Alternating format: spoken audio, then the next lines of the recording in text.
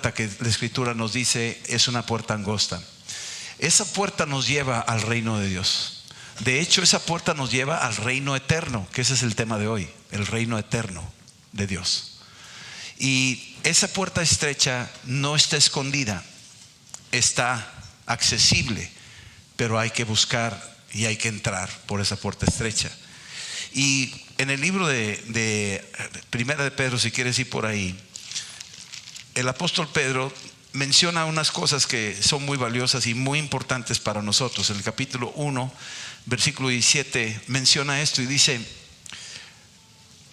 y si invocáis, 1 Pedro 1, 17, menciona algo del estilo de vida del cristiano, del estilo de vida del cristiano. Yo te voy a hablar de dos los parámetros para el cristiano en algunas cosas. Una de ellas, somos salvos por medio de la fe. Eso es innegable.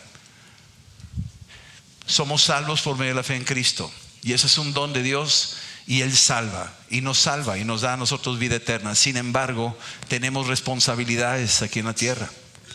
Hay una responsabilidad que tenemos que entender, asumir. Es una responsabilidad. No es nada más ya, estás salvo ya, sino ahora camino aquí en la tierra y tengo un propósito y tengo una misión, y voy caminando en medio de un mundo caído, y ahora tengo una responsabilidad. Y aquí en el versículo 17 del capítulo 1, primera epístola de Pedro, el apóstol Pedro dice esto: y si invocáis por Padre a aquel que sin acepción de personas juzga según la obra de cada uno, conducíos en temor todo el tiempo de vuestra peregrinación. Conducíos en temor todo el tiempo de vuestra peregrinación. Al referirse de temor, no está hablando de miedo, no está hablando de uy. Está hablando de un temor reverente a Dios, de un temor donde la Escritura en Proverbios me dice a mí que el temor de Dios es aborrecer el mal. El temor de Dios es el principio de la sabiduría. El temor de Dios es aborrecer el pecado. Pero aquí me está diciendo que de hecho tú y yo estamos en este mundo en un peregrinaje. No es aquí una estadía que va a durar para siempre. Es un espacio de tiempo corto. En un abrir y cerrar de ojos estamos, dice la Escritura en Santiago, que somos como neblina que se disipa al atardecer. Y esta estancia, este peregrinaje, el apóstol Pedro dice: conducíos en temor todo el tiempo. Todo el tiempo. Entonces estamos viendo por un lado la recomendación apostólica de caminar en el temor de Dios todo el tiempo, todos los días, cada día. ¿Cuál es ese temor? De que yo no me quiero desviar de las cosas de Dios. Yo quiero caminar en las cosas que vienen del corazón de Dios, y todo lo que no es de Dios, lo que no le agrada, no quiero eso, no me interesa. Ahorita se cantaba una canción de que el mundo no tiene nada que ofrecerme, y si me lo ofrece no lo quiero. No quiero las cosas que el mundo me ofrece, yo quiero lo que a Dios le agrada. Eso es lo que yo quiero. Y aquí es donde tú y yo tendremos que discernir qué es lo que a Dios le agrada y qué es lo que a Dios no le agrada. Y lo vas a encontrar en la palabra. La palabra te va marcando lo que sí y lo que no. Por eso leemos la Escritura, por eso nos congregamos, por eso está el Espíritu Santo para guiarnos. Y dice que está aquí para edificarnos, está aquí para consolarnos, y también está aquí para exhortarnos o redarguirnos. Es una función del Espíritu Santo. Y produce eso en nosotros. Dice que enviaré mi Espíritu y convencerá de pecado, de justicia y de juicio. Entonces es una función del Espíritu Santo como un monitor, como un árbitro que está continuamente marcando si estamos nosotros moviéndonos en un extremo que pudiera ofender a Dios. Este es el peregrinaje que nos toca a ti y a mí aquí en la vida, ya salvos en Cristo en este caminar. Ahora, ¿por qué lo hace el Señor o para qué lo hace el Señor? Primero que todo porque Él sabe que Él quiere bendecirte, Él quiere ayudarte, Él quiere que tú vivas una vida plena y abundante.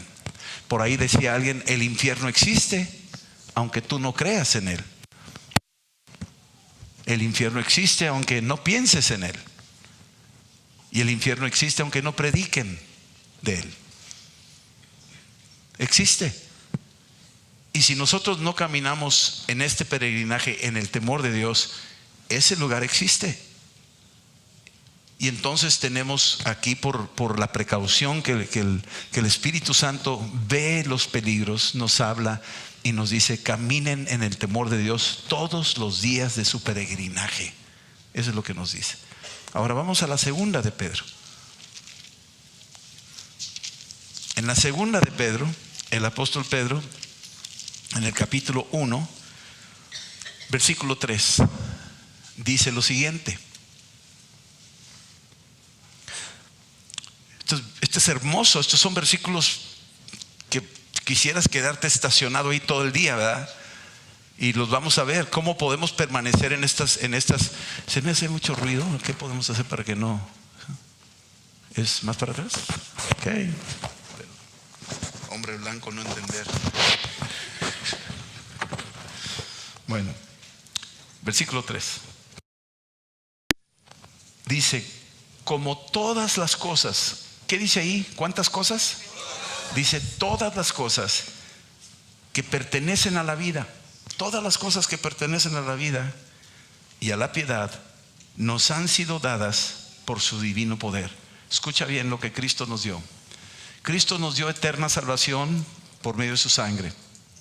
Al morir en la cruz, no solo nos dio salvación, la palabra salvación es muy amplia, nos dio todas las cosas que pertenecen a la vida.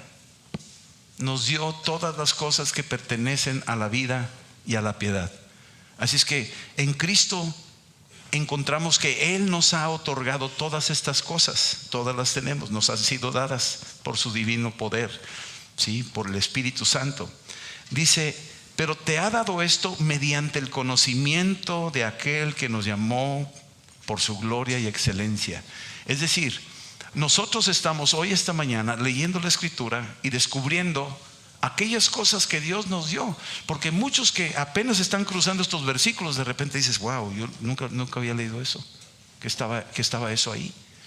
Y entonces empiezas a descubrir lo que Dios ya te ha dado a ti. Y ahorita vas a ver cosas que Dios te ha dado a ti, más y más cosas. Pero ya pusimos de un lado la advertencia y las precauciones de lo que Dios recomienda. Y dice aquí que mediante el conocimiento de Cristo, de quien nos llamó por su gloria y excelencia, Él es el que nos ha otorgado todas estas cosas que pertenecen a la vida. ¿Qué es lo que tú pensarías que pertenecen a la vida? Hay muchas cosas que pertenecen a la vida. Dios tiene cosas que le pertenecen a nuestra vida. Él sabe que tú tienes necesidad de cosas necesarias, básicas, indispensables, y todas esas cosas nos han sido dadas, dice la Escritura. Esto es en tiempo pasado. Como todas las cosas que pertenecen a la vida y a la piedad nos han sido dadas. El verbo es ya pasado, dadas, ya fueron dadas, son tuyas. Ahora te toca a ti reclamarlas o recogerlas. En el libro de Gálatas capítulo 4 dice que mientras el heredero aún es bebé o es niño, no se diferencia del hijo del esclavo. Entonces ese bebé, mientras es bebito, no puede reclamar nada, aunque todo es suyo. Hebreos, vayan conmigo a Gálatas, ahorita regresamos aquí, pero quiero que lo vean para que me crean, porque los veo así como diciendo: ¿qué? ¿Dónde? Gálatas 4 dice esto. Gálatas 4 versículo 1: pero también te digo que entre tanto que el heredero es niño, digan conmigo heredero. Ok, el heredero es niño, tú eres un heredero. ¿Heredero de qué? Heredero del reino de Dios. Ya vimos la semana pasada que para heredar el reino de Dios hay ciertos lineamientos, ya veíamos, y hay cosas de los que si hacemos esas cosas no heredaremos el reino de Dios. Entonces estamos guiados por la palabra para heredar la herencia que Dios nos dio, y dice que mientras sea niño, en nada difiere del esclavo, aunque es señor de todo. Es que tú ya tienes herencia dada por Dios. Es un regalo que Dios nos dio a través de su Hijo Jesucristo. Es una provisión, es una bendición, es vida eterna, ya nos ha sido dada. Pero lamentablemente nuestra estatura espiritual, nuestra inmadurez espiritual, vivimos muchos en la misma estatura que un esclavo. Nos parecemos mucho al mundo. Todavía hay mundo allá adentro, hay carne, y no sabemos lo que Dios nos ha dado. No nos damos cuenta de lo que Dios nos ha dado. Pero el proceso sigue. Dios no ha terminado. El bebé no se queda bebé. El bebé tiene que ir creciendo. Y ahorita vamos a ver cómo crece el bebé. Vamos a ver cómo crece el bebé. Versículo 2, sino que está bajo tutores. Ese bebé tiene tutores. ¿Qué quiere decir? Tiene personas que les están enseñando. Están continuamente atendiéndolo, dándole de comer. Tiene curadores.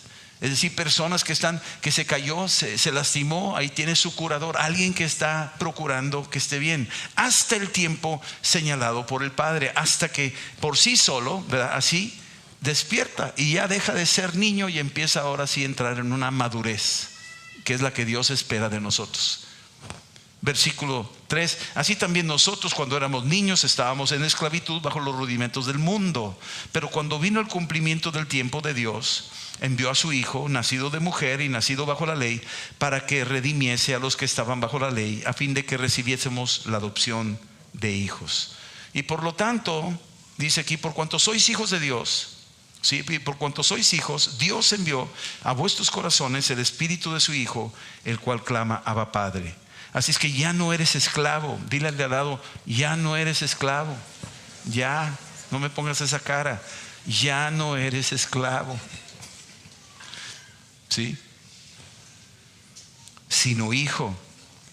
Hijo también, ¿qué? Heredero. ¿Heredero de qué? De todas, ¿qué? Las cosas que pertenecen a la vida y a la piedad. Ahora vámonos otra vez al capítulo 1 de 2 de Pedro. Porque somos herederos. Tú eres un heredero. ¿Cómo heredaste heredero? Bueno, pues mira, aquí está el notario, su nombre es aquí el licenciado Rodolfo Garza, y les está leyendo a los herederos el testamento de tu hermano mayor, lo que te dejó cuando murió en la cruz, cuando fue sepultado, cuando resucitó, cuando subió al cielo. Dejó este testamento, y a mí me toca leerte el testamento, y aquí estoy diciéndote la herencia de lo que Dios tiene para ti. ¿Te identificas como hermano del hermano mayor Jesucristo? Enséñame tu corazón, por favor. Sus documentos del IFE celestial. ¿Sí? ¿Y confiesas que Jesús es tu Señor? Perfecto. Entonces el testamento de esta notaría declara que tú eres heredero de todo, que no eres esclavo, y que ahora todo lo que pertenece a la vida y a la piedad te pertenece. Amén. Ok. Versículo 4 del 2 de Pedro 1:4 dice: por medio de las cuales estas cosas, ¿sí? Esa gloria y esa excelencia que Cristo hizo por nosotros en la cruz, y lo que dio con su preciosa sangre, por medio de los cuales nos ha dado, otra vez, nos ha dado, me encanta esa palabra, nos ha dado, otra vez está dando. ¿Qué nos ha dado? Preciosas y grandísimas promesas. ¿Dónde están esas promesas? Están aquí. Aquí están las promesas. Nos dio preciosas y grandísimas promesas. Están dadas, ya son tuyas. Las puedes reclamar y puedes disfrutarlas. Algunos dirán: es que yo batallo en la vida, no salen las cosas como quisiera, ¿por qué no me responde Dios? Y yo te puedo decir una cosa: Dios nos ha dado preciosas y grandísimas promesas. Yo no sé cuál sea tu situación, pero aún así Dios nos ha dado preciosas y grandísimas promesas. Así de fiel es Dios. Imagínate Pedro, que está escribiendo esto bajo presión y persecución y una serie de situaciones, y sigue diciendo: Dios nos ha dado preciosas y grandísimas promesas. Él está viendo más allá de su situación, más allá de sus circunstancias. Y dice aquí que te las dio para que por ellas llegaseis a ser participantes de la naturaleza divina. Y tú dices, ¿qué es esto? Por medio de estas preciosas, grandiosas promesas, Dios te está diciendo, hijo, hija, cuando tú entiendas y vayas creciendo, vas a ir disfrutando esto que te he dado y vas a ir entrando a participar en esa naturaleza divina. Te vas a dar cuenta que las mismas obras que yo hago, vosotros también las haréis. Porque yo voy al Padre, y cualquier cosa que pidas al Padre en mi nombre, yo lo haré. Estamos entrando en una participación de aquella naturaleza divina. Es muy comprometedora esta palabra. Decir que somos participantes de la naturaleza divina. Pero nos está diciendo Dios tal cual, así es. Y luego dice, la condición para esto, lo leímos ahorita en 1 Pedro 1:17, que tienes que caminar en tu peregrinaje en el temor de Dios todos los días.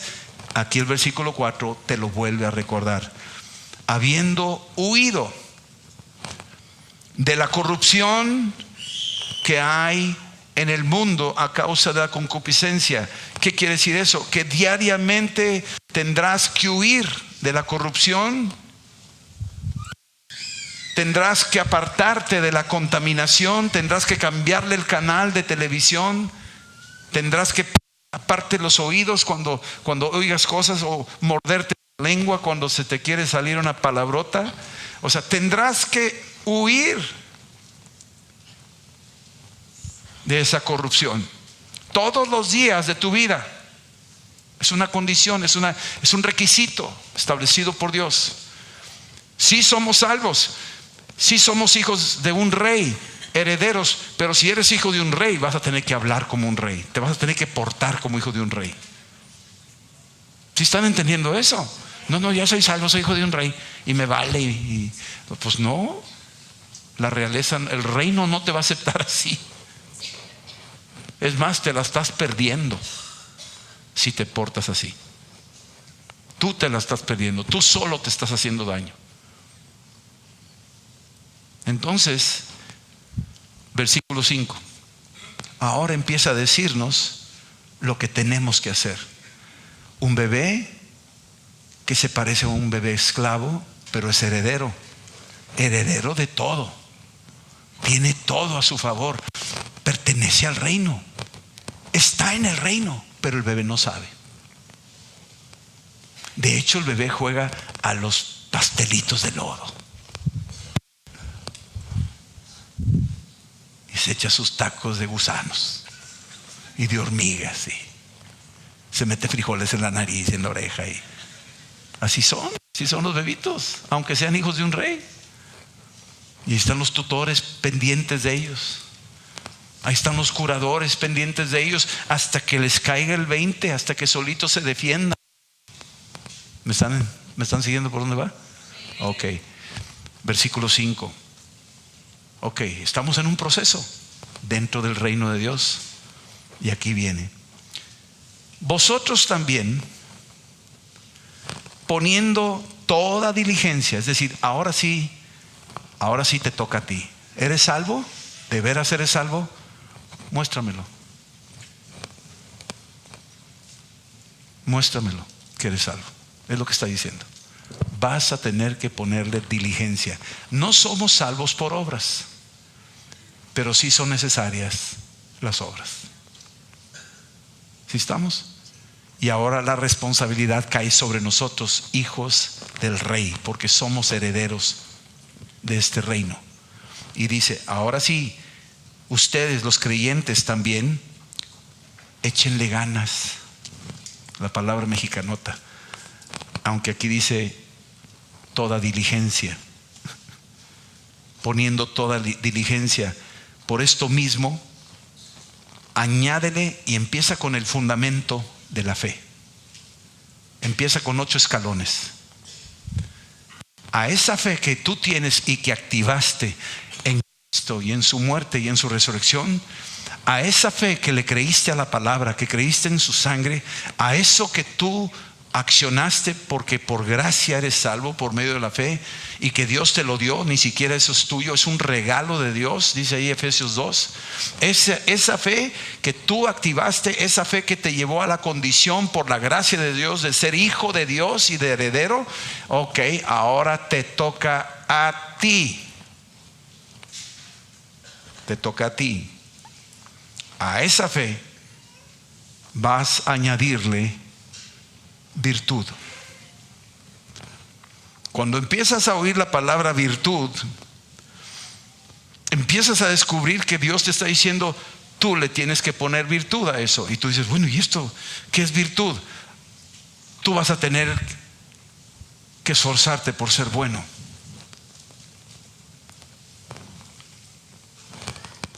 ¿Sabes tú que no es fácil ser bueno? Vamos, fácil ser buenos si estamos en Cristo y ya crecidos y todo, pero en este mundo es tan fácil ser malo. Es tan fácil enojarse con alguien.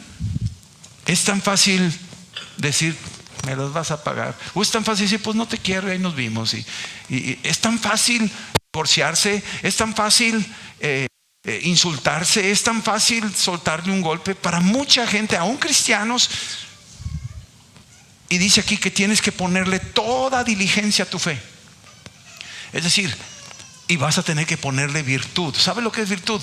Te voy a decir lo que es virtud. Marcos capítulo 5 dice que iba caminando Jesús y de repente la mujer con flujo de sangre inmunda lo tocó y esa mujer se sanó y dijo, alguien me tocó. Y le dijeron, ¿cómo? ¿Todo el mundo te toca? Dijo, no, porque virtud salió de mí. Algo salió de mí. A pesar de la condición de esa persona, algo bueno salió de mí.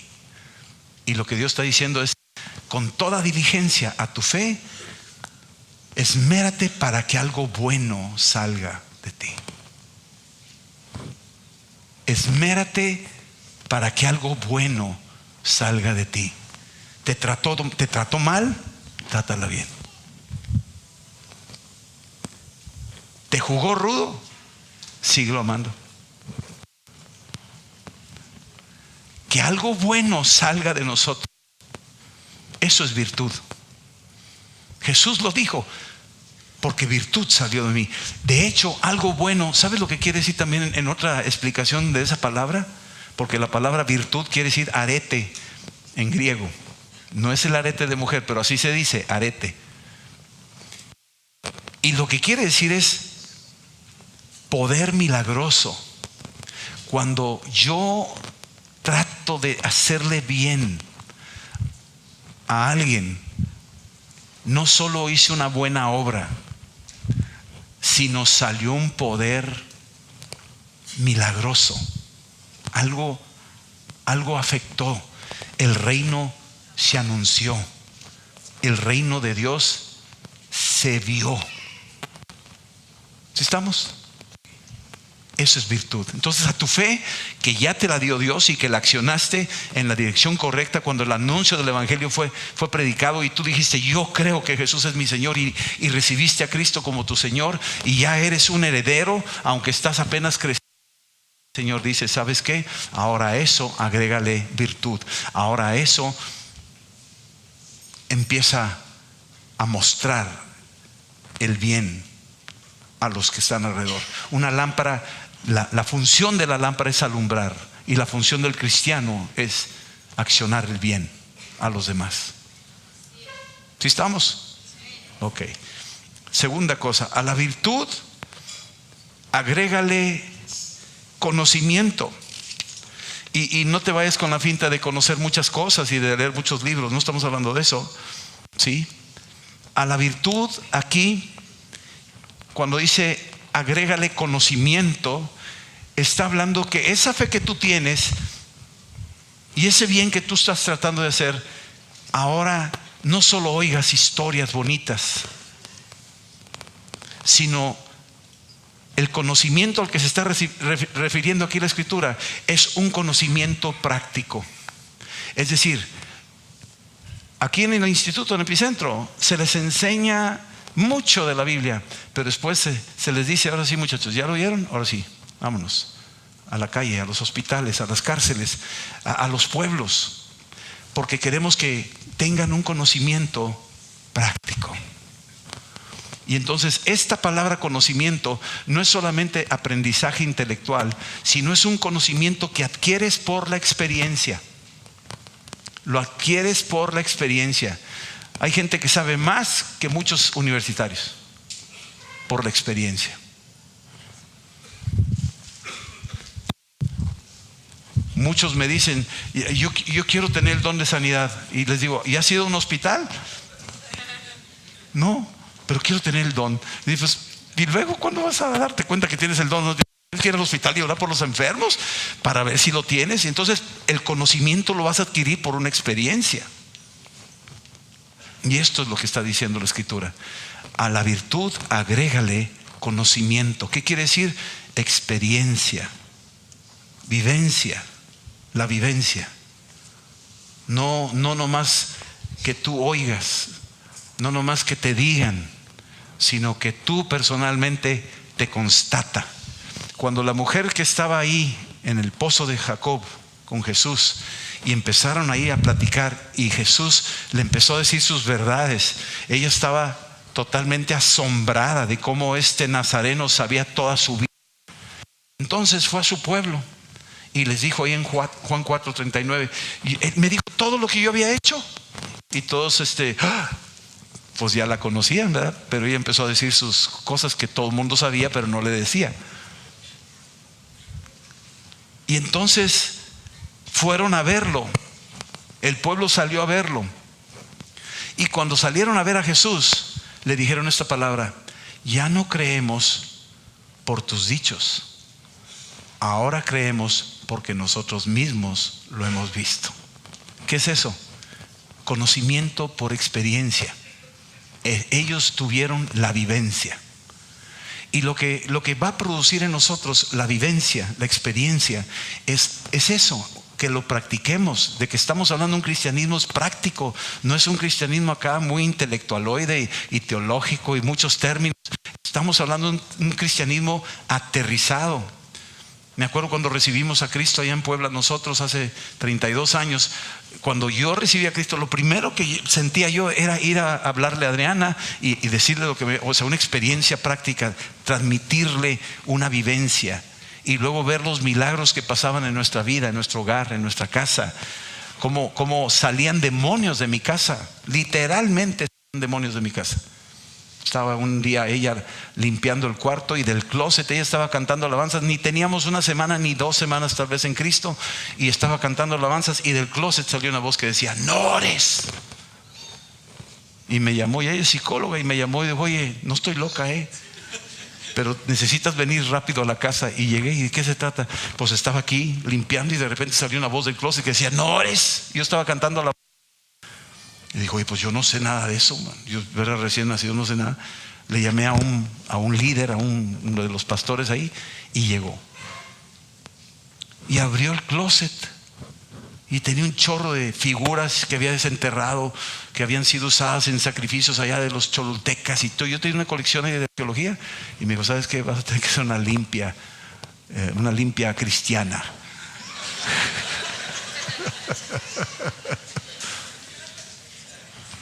Y cuando yo vi esas cosas, empecé a adquirir experiencia, conocimiento por experiencia. ¿Sí entienden eso? Y así les pasa a muchos de ustedes. Han hecho la experiencia. Un chico tenía pornografía en un cesto, y él recibió a Cristo, y cuando llegó a su casa estaba un perro negro en la noche jadeando arriba del canasto donde estaban sus revistas, y él se acababa de convertir, pero él vio eso, esa dimensión la vio, y cuando vio eso se asustó y vino, me llamó y me dijo: oye, vi esto, ¿qué hago? Le dije: pues ya sabes lo que tienes que hacer. ¿Tienes cerillos por ahí? Y prendió fuego, le prendió fuego todo ese mugrero. Y adquirió conocimiento por experiencia. Y que ahora sí caminaba en el temor de Dios, en este peregrinar de la vida, todos los días. ¿Sí están entendiendo ahora sí la relación? Y entonces estamos viendo esta realidad que la adquirimos por experiencia. Y luego a este conocimiento le agregamos dominio propio. ¿Cómo? Imagínate, es como un sándwich, le vas poniendo jamón y luego queso y luego ahí, no sé, tomatito y cebollita ¿sí? Estás viendo cómo le estás agregando. Esto es una cosa que tienes que irle agregando las cosas. Y aquí viene agregándole dominio propio. Tienes que agregarle dominio propio. Y este dominio propio son decisiones correctas. Es lo que quiere decir también. Decisiones correctas. Tienen que ser decisiones correctas. Hay gente que toma decisiones equivocadas y toda la vida, por haber tomado una mala decisión, sus vidas son marcadas. Yo vi una entrevista de una persona que finalmente murió, tenía SIDA, y cuando lo entrevistaron para hablar con el doctor Dobson, puso un video para hablarle a los jóvenes de los peligros del sexo fuera del matrimonio. Y él se infectó de SIDA y está en su lecho, un joven ya muriéndose. Fue fulminante como le pegó. Y él decía: tomé una mala decisión y me costó la vida. Pero yo quiero dejar mi última petición, es dejarles un consejo a todos. Por favor, tomen buenas decisiones basadas en la Biblia. Dominio propio es tomar buenas decisiones. Las buenas decisiones marcan tu destino. No estás seguro, consulta con la palabra. Aún no estás seguro, ora y métete con el Señor. Búscalo de todo tu corazón. Aún no estás seguro, métete al consejo de lo que Dios ha provisto como tu iglesia, para que los consejeros te den orientación y tú tomarás la decisión. Nosotros no podemos tomar, yo no puedo tomar tus decisiones, tú las vas a tener que tomar. Pero enriquece tu sabiduría por medio de la palabra y de tu comunión con el Espíritu Santo en oración, orando en el Espíritu, orando en lenguas, para buscar la perfecta voluntad de Dios. Y luego te metes en esa dimensión donde tú tomarás la decisión y estás ejerciendo lo que se llama dominio propio. ¿Sabes por qué dice ahí dominio propio y tomar una buena decisión? Porque cuando no quieres oír el consejo y tú quieres hacer lo que te da la gana, no tienes dominio propio. Cuando no quieres obedecer la Escritura y haces lo que a ti te da la gana, no tienes dominio propio. Estás tomando una decisión equivocada. Dominio propio es tomar buenas decisiones, y las buenas decisiones están basadas en este libro. ¿Sí? Ok. Habla también de control, autodisciplina. Claro, eso también, dominio propio habla de eso, que tú vas a necesitar disciplinarte. A los niños los llevamos de la manita, cambiar pañales y todo, a los bebitos, y luego los pasamos a los bañitos. Ahí tenemos unos en los baños de ovejitas, ahí son bañitos a su estatura, cuando están aprendiendo a ir al baño y cositas así. Pero ya los mayores ya saben lo que tienen que hacer. Eso sí, ya, dominio propio. Es lo mismo, nuestras propias disciplinas. Tendremos que aprender todas estas áreas. Es a través de un caminar de tomar buenas decisiones. La que sigue es paciencia. Y la palabra paciencia aquí te vienen varios ejemplos en cuanto a la forma de lo que es la paciencia según Cristo. Y es suavidad. Suavidad. Necesitamos ser suaves. Suaves en nuestra conversación, suaves en nuestras decisiones de reacción, no dejarnos ganar. Suavidad. Otra es saberse contener. Esa es paciencia. Saberse contener. Es como un ratón enfrente de un león, ¿me entiendes? Y el león nomás lo está viendo y el ratón está ahí y fastidiando al león, y el león está ahí, ¿me entiendes? Bajo control. El león le puede tumbar la cabeza de un zarpazo, ¿me entiendes? Pero está bajo control. Es paciencia. se contiene. También significa sobrellevar un dolor. No quiere decir que te cruces de brazos, sino sobrellevar el dolor resistiéndolo. O sea, resistencia. Resistencia quiere decir que te opones, que no te dejas fácilmente a eso. Te duele, pero estás con expectación que eso va a cambiar. Esa es paciencia. Que hay un dolor, ahorita te duele, pero más adelante va a producir frutos apacibles de justicia. Y esa es la paciencia a la que se refiere el Señor. Que a lo mejor pasamos por momentos difíciles, pero tenemos una expectación de que tarde que temprano esto va a pasar. Esto va a pasar, esto va a ser superado. Dios nos va a ayudar, nos va a sacar adelante. Y esa expectativa va acompañada de un fundamento que se llama fe. Tienes el fundamento de la fe. Le acabas de agregar encima paciencia, pero está basada en la fe. Y todos los demás están basados en la fe. ¿Sí? El de virtud tiene fe que va a salir algo bueno. Yo puedo dar algo bueno. Yo tengo fe que de mi corazón puede salir algo bueno para otras personas, si tengo a Cristo. Yo tengo la confianza, tengo fe de que esta experiencia va a ser, todas las cosas me ayudan para bien, dice la Escritura. Mi fe me está diciendo eso. Algo me está enseñando, tal vez a la misma adversidad, me está enseñando algo, me está dando una enseñanza. En la vida a veces hay grandes maestros que nos afligen, pero de todos ellos somos enseñados, nos dejan algo. ¿Sí? Y así nos vamos, todos fundados en la fe. Y luego seguimos, después de paciencia, la palabra piedad, que en este caso la palabra piedad tiene una gama de términos ahí. Una de ellas, la palabra piedad, se puede decir misericordia. Otra se puede decir compasión. ¿Sí? Básicamente de las más comunes que usamos como cristianos, como lenguaje. A esa paciencia agrégale misericordia. Y esa misericordia la necesitas. La necesitas porque en el camino vas a tener que tener misericordia. El buen samaritano vio a uno que le había causado muchos problemas, a uno de una raza. Era seguramente un judío, dice ahí Lucas. Y ese judío lo asaltaron los ladrones, lo golpearon, lo maltrataron, lo dejaron medio muerto.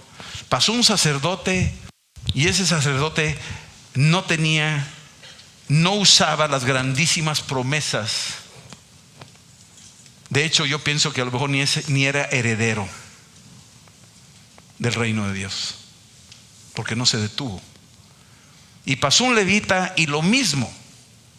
Cantaba muy bonito, tocaba muy bonito ahí en el templo, pero no se detuvo. Ese también me dio a ver de que no es heredero. Ellos están esclavizados a tradiciones, a su religión, a sus sistemas, a sus culturas y costumbres. Pero pasó un samaritano que iba montando y de repente lo vio tirado. Y samaritanos y judíos no se ven ni en pintura, ni se tratan ni se cruzan palabras. Así lo dijo la mujer samaritana a Jesús. Tú sabes, le decía, que judíos y samaritanos no nos hablamos. Así le dijo. Bueno, este era un samaritano y está pasando a ver ahí tirado un judío, y lo primero que podría haber pensado es: qué bueno que te dieron duro, man. Lástima que no te mataron. Sí, me dan ganas de medio matar lo demás que te faltó morir. ¿Sí están entendiendo eso? Pero este da la señal que tenía un cimiento de fe, da la señal de que tenía virtud, porque algo bueno salió de él. Se detuvo, invirtió tiempo y más se metió la experiencia. Este hombre creció De hecho, la experiencia lo hizo superar al sacerdote que pasó y al levita que pasó. Los superó, con creces los superó a ellos. Él no tenía esos puestos ni esos nombramientos, pero esta experiencia que él hizo, lo hizo ponerlo en posiciones más altas. Ese hombre sí se metió al reino. Y luego, ¿qué más dice? Que el dominio propio. Podría haber dicho, pues de aquí vas a morir. Y sin embargo, ¿qué hizo? Tomó una buena decisión. Tomó una decisión descabellada, tomó una decisión que no cualquiera lo hubiera hecho. Se paró, se bajó, le puso vino, le puso aceite, lo vendó, se lo llevó, lo puso en el hostal, pagó la cuenta y se fue. Tomó decisiones buenas. De tal manera que Jesús pregunta, ¿cuál de estos hizo piedad? ¿Cuál de estos hizo misericordia?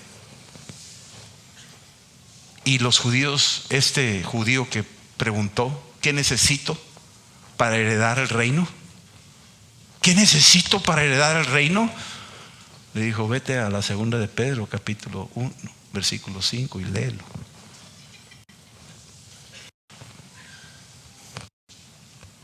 Necesitas misericordia.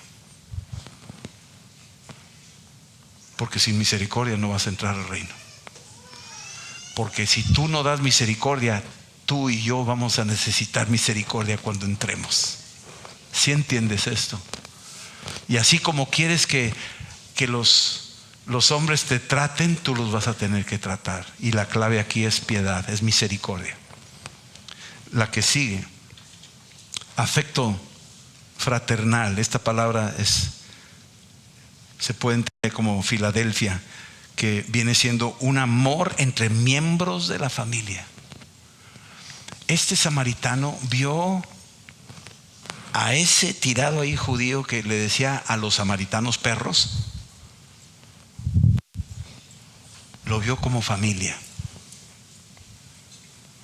Como familia. A veces ayudamos a los hermanos y nos olvidamos de ayudar a los del mundo. Hello. Y a veces se nos pasa, como dice Jesús ahí en la historia del reino, ¿no? De que separó a los chivos y a las ovejas y que tuve hambre y me diste de comer y tuve frío y me vestiste, etcétera, etcétera. Y dice, ¿cuándo? Pues cuando yo tenía eso, tú lo hiciste conmigo. Entonces, pues, y si tú lo hiciste con uno de estos, lo hiciste con uno de estos hermanos, lo hiciste conmigo. Así dice, lo hiciste con uno de estos hermanos, lo hiciste conmigo. ¿Y qué me quieres decir con eso? Que si yo ayudo a un pagano, a un tipo ahí que no merece nada, y yo lo ayudo, que ese es mi hermano, pues aunque no lo creas, pero es que ni siquiera ha recibido a Cristo. Pero si tú lo haces, a lo mejor se anima. Y no le estás dando la oportunidad con tu ejemplo. Pero si tú lo haces, muy probablemente se va a convertir. Tú lees la historia esa, Mateo 25, y hubo quienes no pudieron entrar al reino porque los demás vieron que tenían hambre y no les dieron de comer, vieron que tenían sed y no les dieron de beber. Dice, por cuanto no lo hiciste con unos de estos, tampoco lo hiciste conmigo. Ya ni siquiera con unos de estos, mis hermanos. Jesús ya no le pone la palabra hermanos. ¿Sabes por qué? Porque nuestro testimonio los estorbó. Porque no tuvimos amor fraternal. Porque no los incluimos. Porque los vimos así. ¿Y qué tengo que hacer yo? Ganártelos. Ser astutos, ser sabios de cómo ganarlos. No estoy hablando de concesión con el pecado, ni que arriesgues tu integridad o la de tu familia. No estoy hablando de eso. Ya vimos todos los demás versículos. Pero sí estamos hablando de que tienes que ver a todos potencialmente como personas candidatas a ser salvas. Y si tú no los ves así, esas personas son candidatas a irse al infierno, que existe, aunque tú no lo oigas o lo veas, y aunque ellos tampoco crean, existe. Y si se van sin Cristo, un abismo de un fuego que no acaba. y tenemos que entender que hay un infierno. ¿Sí estamos? Ok, la última de todas. Dice, y amor, que viene siendo el amor ágape. Es un amor ágape que tú y yo necesitamos entender. Es un amor que cubre multitud de faltas. Es un amor incondicional. Ese es el amor ágape. Y ese es necesario para poder disfrutar toda la herencia que Dios nos dio. Ese es el amor que tenemos que practicar. Ese es el amor que tenemos que ejercer. Amar a Dios por encima de todo. Amar a mi esposa por encima de todas las demás mujeres. Amar a mis hijos. Amarnos. Y luego cuando hay diferencias y hay situaciones y hay conflictos y hay cosas que va a haber, en este peregrinaje va a haber. Sin embargo, tenemos temor de Dios. Y Dios me da el recurso para mantener el curso. ¿Y cuál es? Él me dio su amor. Yo puedo extender ese amor. Yo puedo seguirlo dando a otros. Versículo 8. Porque si estas cosas están en vosotros, si estas cosas están en vosotros y abundan, o sea, no es poquito, hay que trabajar en esto todos los días. El peregrinaje demanda hacerlo, que abunden todos los días de tu vida. No te dejarán estar ocioso. O sea, esto te va a mantener ocupado en la dirección del reino. En el reino no hay ociosos. Díganlo conmigo. En el reino no hay ociosos. Así es, no hay ociosos. En el reino estamos ocupados. ¿Sí? No os dejarán estar ociosos ni sin fruto. O sea, en el reino no hay árboles sin fruto. Todos los árboles del reino dan fruto. En cuanto al conocimiento de nuestro Señor Jesucristo, que no tiene estas cosas, que se llame cristiano, que tenga un pescadito en el carro, pero no tiene estas cosas. ¿Sí? Tiene la vista muy corta. ¿Sabes lo que quiere decir? No tiene visión. No ve las cosas del reino. No ve el reino. Es ciego. Habiendo olvidado la purificación de sus antiguos pecados, se olvidó de que alguien hizo esto con él. Jesús hizo esto conmigo. Y si yo no lo hago con otros, se me olvidó que hubo alguien que lo hizo conmigo. Y lo que Dios va a decir: oye, ¿no tuve yo de ti misericordia? ¿No deberías tú también tener misericordia? ¿No te di virtud? ¿No deberías tú también extender la virtud? Esa es la señal. Versículo 10. Por lo cual, hermanos, tanto más procurad hacer firme vuestra vocación. O sea, esto es un esfuerzo diligente todos los días de tu peregrinaje y elección, porque haciendo estas cosas no caerás jamás. Si tú haces esto, ya vimos 1 Pedro 1:17, es un peregrinaje donde hay un temor de Dios. Si haces esto por este lado, no vas a caer jamás. Tú tienes tus líneas bien trazadas, no te vas a salir, no te vas a caer. Y versículo 11, porque de esta manera os será otorgada amplia y generosa entrada. ¿En dónde? En el reino eterno de nuestro Señor y Salvador Jesucristo. Vamos a ponernos de pie.